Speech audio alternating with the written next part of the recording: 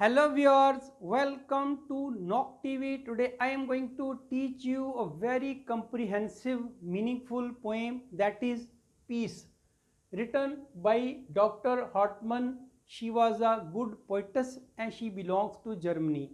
And she was born in 1959 and she is still alive.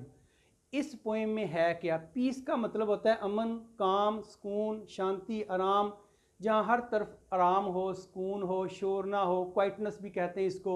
इसका नाम piece है। अब ये कौन सा पीस यहाँ से मिला उसको? देखिए, पीस लेने के लिए थोड़ा सा उससे पहले हमें पेन भी लेनी पड़ती है, क्योंकि पीस लेने के लिए, अमन लेने के लिए, जन्नत लेने के लिए दुनिया में थोड़ा सा खपना पड़ता है, मेहनत करनी पड़ती है, जलील होना पड़ता है। इसी तरह दुनिया में तरक्की करने के लिए, अपने आप को खुशहाल बनाने के लिए थोड़ा सा पहले बेस बनानी पड़ती है, खपने की जिसे कहते हैं, मेहनत करने की बनानी पड़ती है। तो इसमें उसने पीस को इसलिए दिखाया गया कि अगर आपको दुनिया में पीस चाहिए, अमन चाहिए, शांति चाहिए, थोड़ी सी आपको पेन भी लेनी पड़ेगी साथ साथ। और पेन वो है हवा की शक्ल में, विंड की शक्ल में। यहाँ विंड की बात हो रही है। उसने विंड, हवा को, हवा के दो एस्पेक्ट दिखाए हमें, हवा के दो रुख हमें दिखाए हैं। पहले स्टैंडे में बताया गया कि हवा क्या क्या तबाहियाँ मचाती है। देखें बेटे, हवा पूरा साल नहीं तबाहियाँ मचाती। अगर 365 दिन एक साल में हैं तो हफ्ता 10 दिन हवा चल जाएगी, लेकिन बाकी दिन जब वो तो आपको शांति के हैं, वो तो आपके सुकून के हैं ना। हवा के लिए हवा क्या क्या फ़ायदे देती है, क्या क्या नुकसान देती है। यहाँ नुकसान की बात पहले में है कि वो तोड़ फोड़ करती है। मेन नुकसान तो यही है, तोड़ फोड़ करती। कैसी तोड़ फोड़ करती है, आइए हम देखते हैं पहले स्टैंडे की तरफ। The wind is now. Now का मतलब है अब, यानी अब जब मैं आपसे बात कर रहा हूं, प्रेजेंट की बात कर रहा है। इज भी लगाया उसने। अ रोरिंग स्मैशिंग, रोरिंग और स्मैशिंग आप यूं करें, नाउ को थोड़ी देर के लिए छोड़ दें तो ये आएगा the wind is roaring and smashing. बन गया ना सेंटेंस, प्रेजेंट का बन गया, कंटिन्यूस का बन गया। कंटिन्यूटी को बता रहा है हवा क्या कर रही है। नाउ लगा दिया, नाउ अब क्या कर रही है वो, अब ये कर रही है, अब हवा रोरिंग कर रही है और स्मैशिंग कर रही है। स्मैशिंग होता है तोड़ फोड़ करना, टुकड़े टुकड़े करना, टू मेक पीसीज करना, बर्बाद करना। और साथ साथ रोरिंग भी कर रही। रोरिंग होती है ज़ोर ज़ोर से चिल्लाना, चीखना, शोर करना। आपको पता है, अगर हम कहते हैं कि शेर जंगल में दहाड़ रहा था, उसकी इंग्लिश होगी the line was roaring in the jungle. तो रोरिंग होता है दहाड़ना भी होता है, शेर की आवाज़ को भी कहते हैं। अब यहाँ उसने हवा के लिए रोरिंग लगा ली है।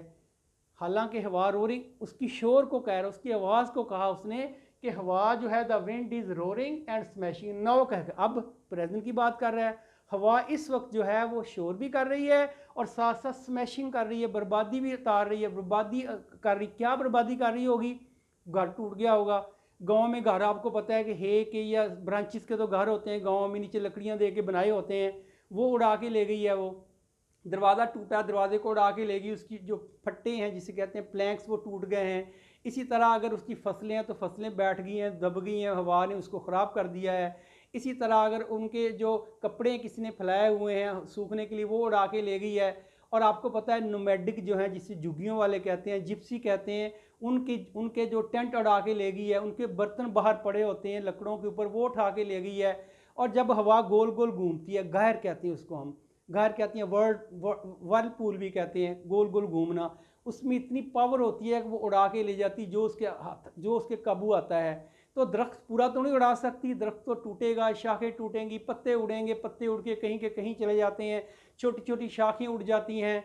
और इसी तरह ये उसकी पहले स्टैंडे में तबाही है। तो पहला वो कह रहा है कि अब इस वक्त वो धाड़ रही है, शोर मचा रही है, एंड स्मैशिंग, और तोड़ फोड़ भी कर रही है साथ साथ।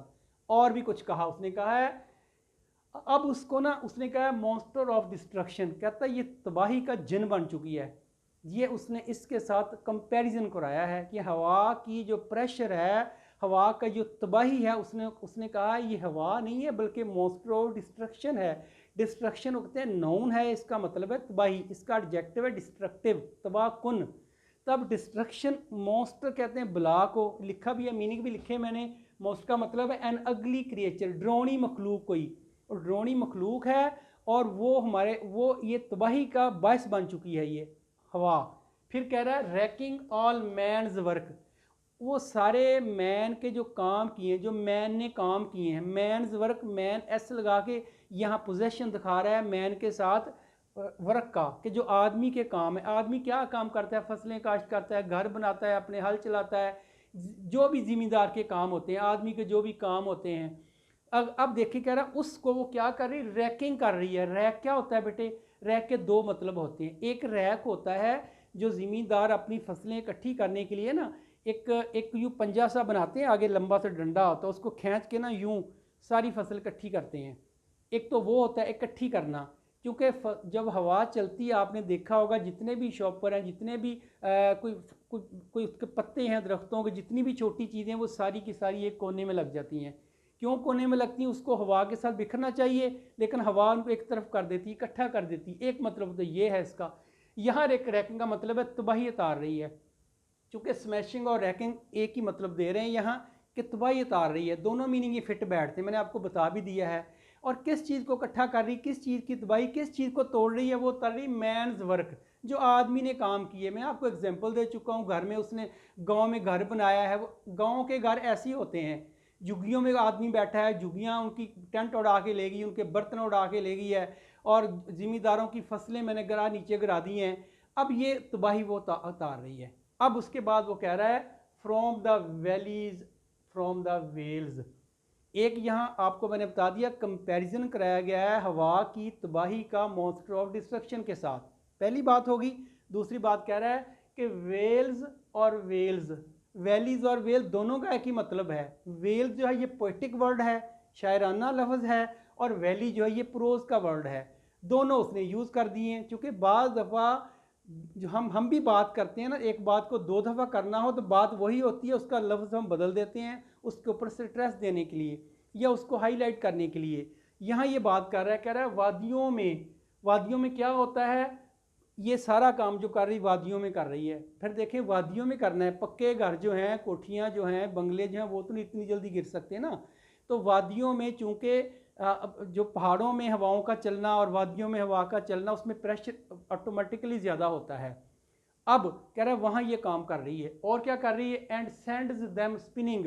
अच्छा, जो चीज़ें हवा ने तोड़ फोड़ की है ना, उसने यहाँ तोड़ फोड़ बताया ही नहीं, उसने एक लफ्ज़ भी नहीं बताया तोड़ फोड़ का, उसने कह दिया मैन्स वर्क, बस। उसने कुछ नहीं कहा क्या तोड़ा उसने हवा का कुछ तोड़ा नहीं बताया। वो मैं आपको बता रहा हूँ कि मे बी वो किसी के टेंट उड़ा के ले गई हो, किसी के बर्तन उड़ा के ले गई हो, फसलें उड़ा के ले गई हो, फसल काट के रखी ज़िम्मेदार ने वो उड़ा के ले गई है। मैन वर्क जो आदमी के काम है, जो दुनिया में है, दुनियादारी की बातें हैं, दुनिया में जो कुछ भी है, किसी का घर भी हो सकता है, टॉप वाले घर के ऊपर छत के ऊपर कुछ चीज़ें पड़ी हुई हैं जो लाइट वेट हैं, उनको भी उड़ा के ले गई है, छत की टैंकियाँ उड़ा के ले गई, टैंकियों के ढक्कन उड़ा के ले गई है। ये सारे मैन के काम ही तो हैं, उसने नहीं बताया, मैं आपको बता रहा हूँ। मैन्स वर्क का ये मतलब है, कह रहा है अब वो उड़ा के ले गई है। अब वो उड़ा के ऐसे नहीं उठा के ले गई हाथ के साथ, वो हवा में घुमा रही उनको। क्योंकि आपको पता है जब हवा गोल राउंड राउंड घूमती है एक दायरे में, गायर, दैट इज़ कॉल्ड गायर, या वेल पूल कह लें आप, घूमती है जिस तरह पानी घूमता है, तो वो अपने अंदर जो चीज़ों को ना वो पेट ले लेती है, घुमाती है यूं यूं, दैट इज कॉल्ड स्पिनिंग। वो स्पिनिंग कर रही है। किन चीज़ों को स्पिनिंग कर रही है, ज़ाहिर है एक पूरे घर को स्पिनिंग तो नहीं कर सकती ना, वो पूरे ट्री को स्पिनिंग कर सकती है, उस ट्री की टूटी हुई ब्रांचों को स्पिनिंग करेगी वो। अब ऐसे ही वो कर रही है, कह रहे वो स्पिनिंग कर रही है, साथ साथ हवा में उड़ा रही है उनको। किन को, टूटी हुई चीज़ों को, ब्रोकन चीज़ों को। आगे है भी स्पिनिंग, ब्रोकन फ्लाइंग, जो टूटी हुई चीज़ें हैं, ब्रोकन हैं। V3 लगाई यहाँ, वर्ब की थर्ड फॉर्म है, पास्ट पार्टिसिपल लगाया उसने, एज एन एडजेक्टिव काम कर रहा है। फ्लाइंग फिर लगाया, उड़ रही हैं चीज़ें, यानी हवा में चीज़ें टूटी हुई ऐसे उड़ रही जैसे स्पिनिंग होकर उड़ रही हो, गोल गोल उड़ रही हैं, सीधी नहीं उड़ रही। अगर आप हवा में गुड्डी उड़ाते हैं, पतंग उड़ाते हैं, वो सीधी उड़ती है, दैट इज़ नॉट स्पिनिंग। को बॉल कराता है, स्पिनर जो होता है जब बॉल को लाता है स्पिन करके उसको घुमा के बॉल कराता है। अच्छा, स्पिनिंग व्हील एक होता है, वो क्या होता है, स्पिनिंग व्हील कहते हैं चरखे को, चरखा जिससे आप बनाते हैं, धागा बनाते हैं कॉटन से, that is called spinning wheel, जो घूमता है। अब ये दोबारा देखें इधर, एंड सेंड्स देम स्पिनिंग। किन को सेंड करती स्पिनिंग करने के लिए, ये जो ऊपर तबाही मचाई उसने, जो चीज़ें तोड़ी फोड़ी है ना, उनको कह रहा है उसने भेज दिया स्पिनिंग होने के लिए। क्या स्पिनिंग होने के लिए, घूमने के लिए। कहाँ भेजा है, ब्रोकन फ्लैंक, उड़ा दिया उनको, टूटी हुई चीज़ों को उड़ा दिया। वो उड़ कैसे रही है, स्पिनिंग होके उड़ रही है, घूम के उड़ रही हैं। यहाँ तक बेटे पहला स्टैंजा ख़त्म हो गया। अब इसकी बताइए तबाही। अब मैं दूसरा स्टैंजा शुरू करने से पहले थोड़ा सा आपको और कुछ बताना चाहता हूँ। देखिए, इंसान जो है, इंसान की भी एक नेचर होती है। इंसान पैदा किया गया, इंसान मदनी तबाह है, लालची है, फितरतन उसके अंदर सेल्फिशनेस पाई जाती है। वो हासद करता है, हसद करता है, लेकिन एक हद तक। Excess of everything is bad. अब अगर ये कहें कि इंसान को गुस्सा भी ना आए, इंसान को प्यार भी ना आए, तो वो इंसान तो नहीं हो सकता ना। इंसान के अंदर फीलिंग होती हैं। अब वो फीलिंग जो है, अब किसी आदमी को गुस्सा आया अपने बेटे पे, उसने गुस्सा निकाल लिया। अब उस वक्त उसको नोट करें, आप कहें कि ये बंदा बड़ा गंदा है जी, बंदा बड़ा गुस्से वाला है जी, बंदा बड़ा बोलता है जी, तो वो आप गलत सोचेंगे। उसका दूसरा पहलू तो आपने देखा ही नहीं, मे बी वो ज़्यादा प्यार करने वाला हो अपने बेटे से या लोगों से। उसका एक पहलू देख के आप अंदाज़ा नहीं लगा सकते। इसी तरह खुदा ताला के हम बारे में कहते हैं खुदा जब्बार है, कहार है, जबर भी करता है, कहर भी डालता है। लेकिन दूसरा पहले भी देखें, खुदा रहीम करीम भी तो है ना, लेकिन वो हम छोड़ देते हैं। जबकि अल्लाह ताला कहते हैं कि मैं जो है ना वो रहीम करीम ज़्यादा हूँ, यानी मेरी जो रहमत है वो मेरे गज़ब पे हावी है, मैं रहीम ज़्यादा हूँ।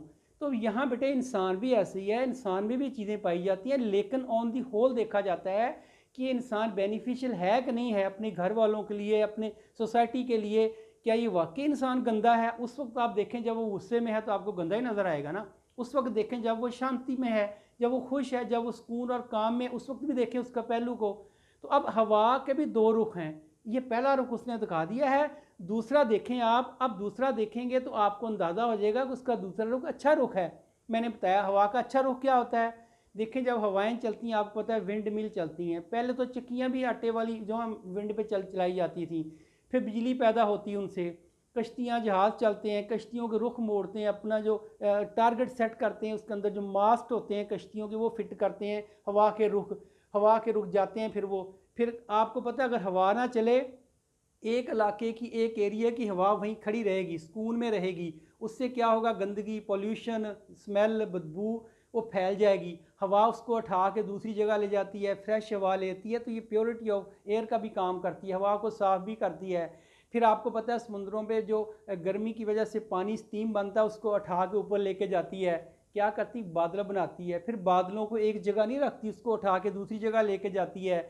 बारिश बरसाते हैं जो फसलों के काम आते हैं। ज़मींदारी का सारा सिस्टम बारिश से रुका, बारिश के साथ चल रहा है, हवाओं के साथ चल रहा है, सूरज के साथ चल रहा है। ये सारे के सारे जो नेचर है जिसको हम बात कर रहे हैं। फिर बादलों को हरकत देती है, बादल जो है ना दूसरे इलाकों में जाते हैं, बारिश का बायस बनते हैं। अभी आपने देखा था स्मोक कितनी थी, यहाँ भी, इंडिया में भी, पाकिस्तान में भी, लेकिन हवाओं की वजह से उड़ के उधर से उधर से उधर, तो ये सारे का सारा जो हवाएं जो है ना उड़ा के इसमें तब्दीली लाती रहती हैं। फिर ज़मींदार गंदम काटते हैं। आपको पता है गंदम जब काटी जाती है, आजकल तो थ्रेशर है गंदम से, यानी भूसे से गंदम को अलग करने का बेटे पहले और तरीका था, आज भी है जहाँ पे थ्रेशर नहीं है। आज भी हमारे अफ्रीकन इलाके हैं, इंडिया में ऐसे इलाके हैं जहाँ ज़मींदार खुद अपने बैलों के साथ उस गंदम को तोड़ते हैं, फिर उसको हवा में ऊपर उठाते हैं। जब उड़ाते हैं हवा में तो गंदम उधर गिर जाती है, और जो उसका भूसा है, चैफ, वो इधर गिर जाता है। ये हवा के काम करते हैं। बल्कि उन दिनों में, जिन दिनों में ये उड़ाने का मौसम होता था, गंदम की कटाई का मौसम होता था, जब हवा नहीं चलती थी ना, तो गंदम उड़ाने वाले इंतज़ार करते, सारा दिन बैठे रहते थे। उसे कहते थे विनोइंग विंड, भूसे से गंदम को अलग करने वाली हवा।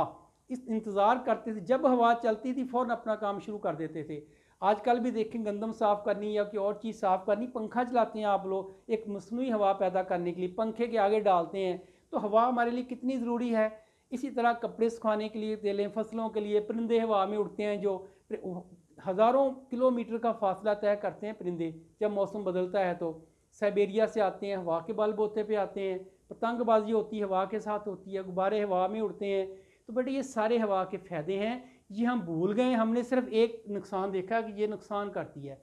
अब दूसरी बात यहाँ आ रही है, वो कह रहा है, दूसरी बात सुने ज़रा, उसके फ़ायदे क्या क्या हैं। नुकसान को उसने जोड़ा था मॉन्स्टर ऑफ डिस्ट्रक्शन के साथ, ये उसने कंपैरिजन कराया था। अब वो जोड़ रहा है, but all of that is not its core. देखें बट क्यों लगाया, बट कंजंक्शन है। कंजंक्शन कैसे लगता है, कंजंक्शन दो एक जैसी चीज़ों को मिलाता है, या दो वर्ब को मिलाएगा, दो नोन को मिलाएगा, दो क्लॉज को मिलाएगा, इवन के दो स्टैंजा को मिलाएगा।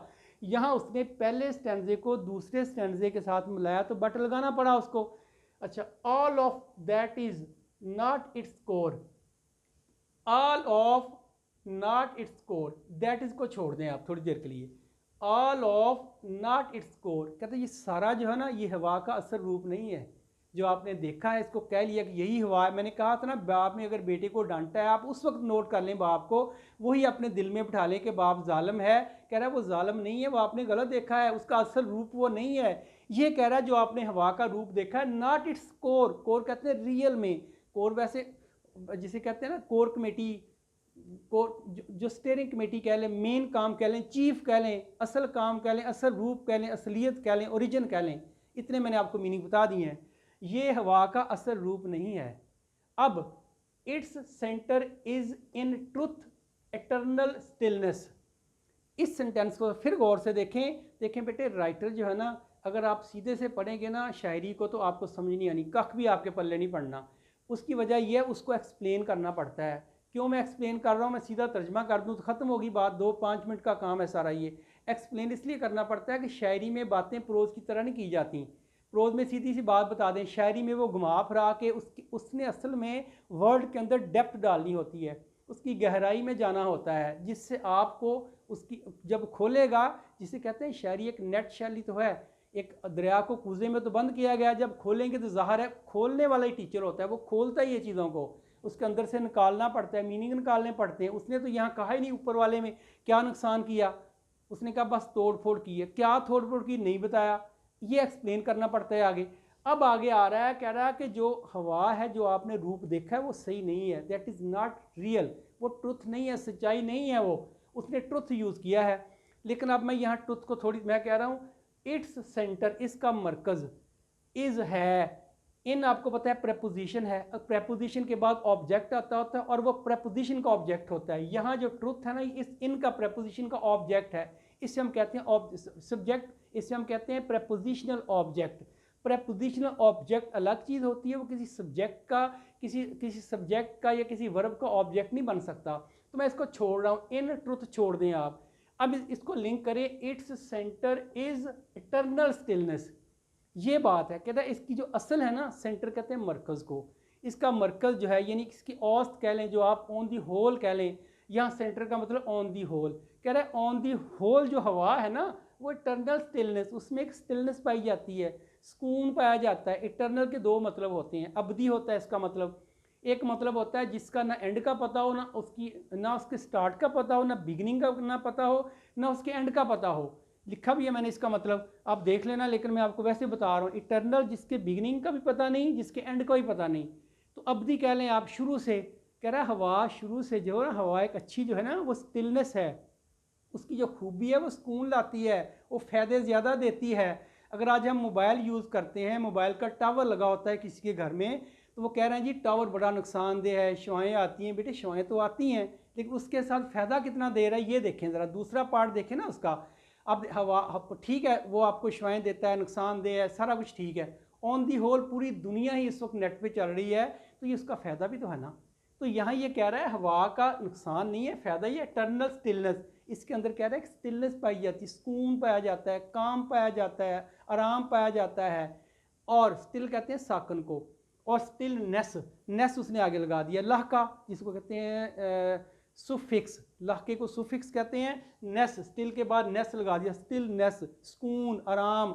और इटर्नल मैंने बताया अबदी, जिसमें हमेशा के लिए खुशी पाई जाती है, हवा में खुशियाँ प्रोवाइड करती है। वो भी उसने नहीं बताया, वो भी आपको मैं नहीं बताया कि हवा हमें क्या क्या खुशियाँ देती। मैंने कहा ना एक्सप्लेन करना पड़ता है, वो सिर्फ इशारे में बात करता है, सिंबल में बात कर जाता है, वो जैसा उसने ऊपर की है।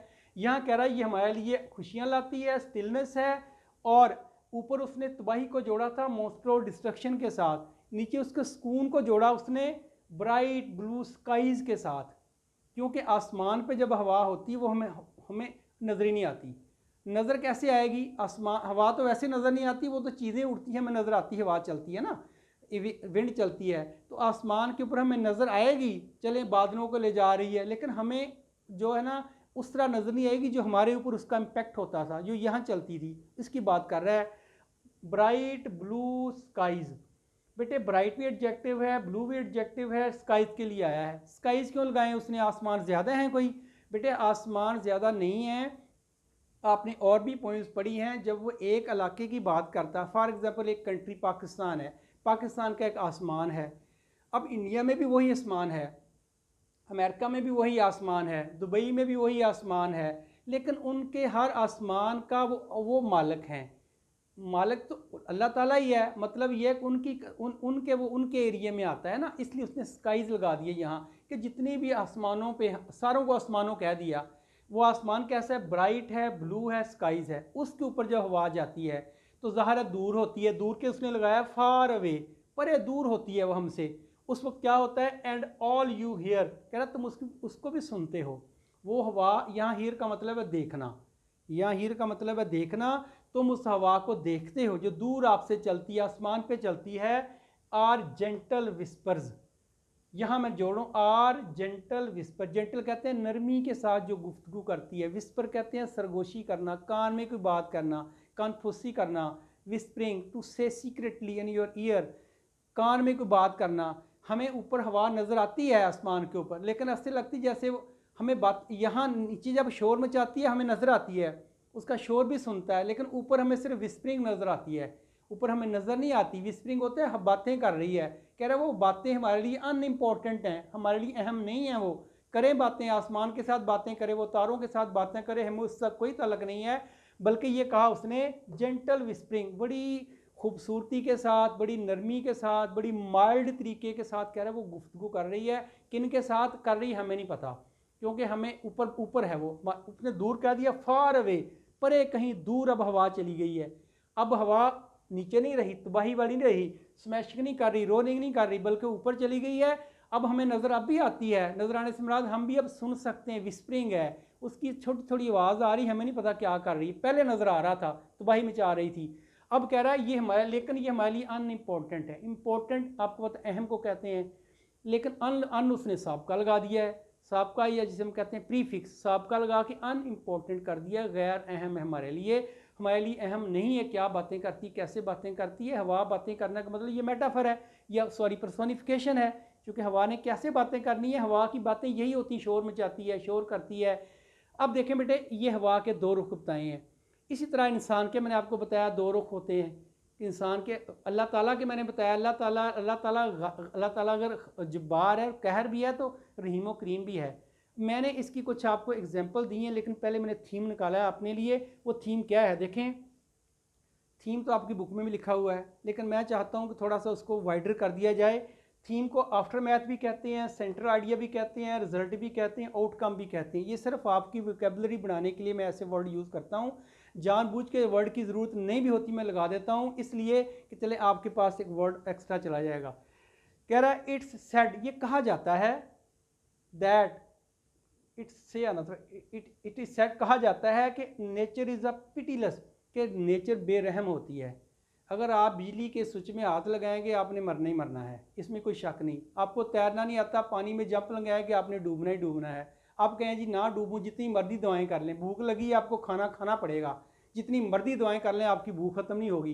तो नेचर के साथ अब नेचर के साथ गलत करेंगे। नेचर का एक प्रिंसिपल असूल होता है, उस असूल को जब आप तोड़ेंगे आपको नुकसान उठाना पड़ेगा। कोई असूल भी है दुनिया का, मैं नेचर कह लेता हूँ उसको।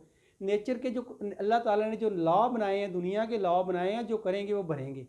As you sow shall you reap, वही करेंगे, जो करोगे वही आपको भरना पड़ेगा। ये नेचर का असूल है, आप बच नहीं सकते। तो ये कह रहा है, कहा जाता है कि नेचर पिटीलेस है, but we forget its positive impact, लेकिन हम अपने ऊपर इसके पॉजिटिव इम्पैक्ट को भूल जाते हैं। नेचर हमारे लिए बहुत कुछ करती है, अब आएगा भी आगे। अब कह रहा है क्या पॉजिटिव इम्पैक्ट हैं, to smell the fragrance of flowers, फूलों की खुशबू सूंघने के लिए ना आपको उसके कांटों का भी सामना करना होगा। The you have to bear the pain of thorn, कांटों की पेन भी आपको लेनी होगी। यानी अगर आपको सुकून चाहिए तो सुकून से पहले आपको बेसुकूनी भी जानी होगी। बेसुकूनी के बगैर सुकून आपको नहीं मिलता, अगर लेंगे तो वो इलीगल होगा, कुछ दो नंबर तरीके से लेंगे, क्योंकि वो भी आपको मेंटली टॉर्चर करता रहेगा। तो सुकून लेने के लिए थोड़ी सी बेसुकूना होना पड़ता है। फिर उसने एक और बात की है, to get peace in life you have to face the choppy waves of nature. इस नेचर की जो चॉपी वेव्स हैं, इसकी जो जिसे कहते हैं कि जालमाना लहरें हैं, उनको आपको फेस करना पड़ेगा। You have to face the hurdles in your life, आपकी ज़िंदगी में जो रुकावटें आ रही हैं आप उनको हटाना होगा, उसके लिए मेहनत करनी होगी, फिर आप सुकून पा सकते हैं। हवा की तरह मैंने बताया ना, हवा अच्छी है, लेकिन अच्छी ये राइटर ये कह रहा है अगर उस अच्छी से आपने फ़ायदे उठाने हैं जो मैंने गिने थे, विंड मिल है, बिजली पैदा, जहाज़ चलते हैं, हवाएँ उड़ाती हैं, भाप उड़ाती हैं, बारिश बरसाती हैं, गंदा बरसाती, जितनी मैंने फ़ायदे गिने हैं वो फ़ायदे लेने के लिए आपको थोड़ा सा बर्दाश्त करना पड़ेगा, उसका जुल्म भी। ये इसका थीम है कि आपको जुल्म बर्दाश्त करना होगा if you want to get some benefit out of the wind. हवा से अगर कुछ फ़ायदे लेना चाहते हैं तो आपको करना पड़ेगा। Pain and relief go hand to hand, उसकी एक वजह उसने बताई, राइटर ने कहा है जो पेन है ना, पहले में पेन है, दूजे में रिलीफ है, कह रहा है ये हैंड टू हैंड जाते हैं, इकट्ठे जाते हैं। असल में राइटर ज़ाहिर है क्रिश्चियन होगा, कोई भी मज़हब हो ना बेटे, उसमें एक चीज़ तो तय है कि सुख तब मिलता है जब पहले आपने दुख देखा हो, या सुख और दुख साथ साथ चलते हैं। कहते हैं life is not a bed of roses, लेकिन life is not a bed of thorn भी ठीक है, हर एक के लिए कांटे नहीं होते, ना हर एक के लिए बेड ऑफ रोजेज़ होती है लाइफ। ये आपको कुछ अल्लाह ताला की तरफ से जो देन होती है अल्लाह ताला की, वो दोनों मिला के आपको अपनी ज़िंदगी बेहतर करनी पड़ती है। और यही मैसेज कुरान पाक का है। मेन चीज़, मेन बात कि जैसा राइट ने कहा है कि एक तरफ तबाही एक तरफ अच्छाई है, अच्छाई और बुराई साथ साथ चलते हैं। मैंने लिखा इसलिए है कि सेम मीनिंग यहाँ निकल रहा है, तो मैंने आपके लिए लिख दिया है। वो ये है फ़इन्ना मअल उसरि युसरा, कुरान पाक की आयत है, उसका तर्जमा है बेशक हर दुश्वारी के साथ आसानी है। कितना अच्छा मीनिंग फिट बैठता है, हर दुश्वारी के साथ आसानी है, दुश्वारी करेंगे आपको आसानी भी मिल जाएगी। फिर एक और है वाला सोफ़ा योती का रब्बू का फ़तर दवा, अल्लाह ताला कहते हैं कि आखिर में ये अल्लाह ताला कहते हैं कि मैं तुम्हें ना खुश कर दूंगा दे के। बस खुश क्यों करूंगा, मैंने आपको विंड की एग्जांपल दी है, अगर परेशानी है तो अल्लाह ताला खुश भी करेगा आपको। बेटे एक आयत नहीं, इस तरह कुरान पाक की कई आयतें हैं जो आपको एक इनकरेजमेंट देती हैं। वो कह रही हैं अगर आप बर्दाश्त करोगे ना दुखों को, अल्लाह ताला फिर कहते हैं कि फिर मैं तुम्हें नवाजूंगा। अल्लाह ताला तो कहते हैं यकीन मानो वो बहुत माफ़ करने वाला। अल्लाह ताला कहते हैं यकीन मानो मैं बड़ा माफ़ करने वाला हूँ, तुम क्यों नहीं समझते हो? अल्लाह के सिवा कोई मददगार नहीं, कोई दोस्त नहीं। तो बेटे ये जब आपने किसी चीज़ से फ़ायदा लेना है ना, तो उसकी बुराइयों के साथ आपको कबूल करना होगा उसको, उसकी परेशानियों के साथ आपको। अगर आप औलाद है आपकी, आप औलाद आपको परेशान नहीं करती, कई परेशानियां औलाद की वजह से आती हैं, कोई गलत कामों में पड़ जाती है, लेकिन आप बर्दाश्त करते हैं औलाद को। इसी तरह ये दुनिया का जो निज़ाम है इसमें अच्छे और बुरे दोनों तरह के लोग पाए जाते हैं। आपने अगर दुनिया में रहना है तो आप या तो दुनिया से कट ऑफ हो जाएं कि मैंने सब्र नहीं आपके अंदर, टॉलरेंस आपके अंदर नहीं है, तो आप छोड़ दें दुनिया को। लेकिन अगर दुनिया में रहेंगे तो छोटे छोटे मसले साथ साथ चलेंगे। वो कह रहा है कि अगर हम उन मसलों के पीछे भागेंगे आप दुनिया का असल लुत्फ़ नहीं उठा सकते।